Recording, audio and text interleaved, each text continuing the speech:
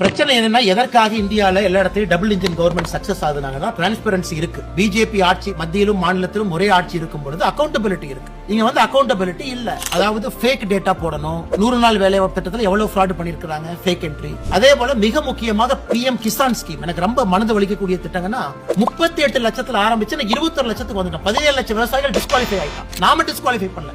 Disqualify பண்ணது மாநில அரசு. உன் டாக்குமெண்ட் இப்படி இல்ல, பட்டா சிட்டா 2 பேத்து பேர்ல இருக்கு, ஒரே குடும்ப பிரிங்கன்னு இவங்க பிரச்சனை பண்ணி அதை குறைச்சு 21 லட்சத்துல வச்சிருக்கலாம். சோ மாநில அரசை பொறுத்தவரை டிரான்ஸ்பரன்சி இல்லாம பாருங்க. ஆவாஸ் யோஜனா இந்தியா முழுவதும் ஒழுங்கா போகுது. இங்க நேத்து கூட ரக்கா சொன்னாங்க, திமுக காரனுக்கு பணம் கொடுத்தா தான் என்ட்ரியா போடுறான் பஞ்சாயத்து லெவல். சோ எல்லா இடத்திலும் கூட மத்திய அரசினுடைய திட்டத்தை செயல்படுத்த கூடாது என்கின்ற ஒற்றை நோக்கில திராவிட முன்னேற்ற கழகம் இருக்கிறான். சப்சிடி டிரான்ஸ்பரண்டா போகும்போது இங்க மட்டும் என்ன பிரச்சனை? ஏன் பண்றாங்க? கலெக்டர் ஆபீஸ்ல அக்ரிகல்ச்சர் ஆபீசர் இருக்கார். அவர் என்ன பண்றாரு? டாஸ்மாக் இன்சார்ஜா பல கலெக்டர் ஆபீஸ்ல போட்டிருக்காங்க. அவங்க வேலை தானே.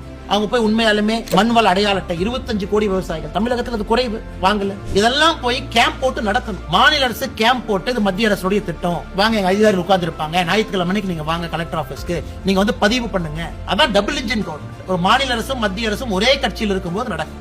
ஆனா தமிழகம் நம்முடைய துரதிர்ஷ்டம். மாநில அரசு மத்திய அரசுடைய திட்டங்களை முடக்க வேண்டும் என்கின்ற ஒற்றை நோக்கில் இருக்கிறாங்க. அதான் பிரச்சனை.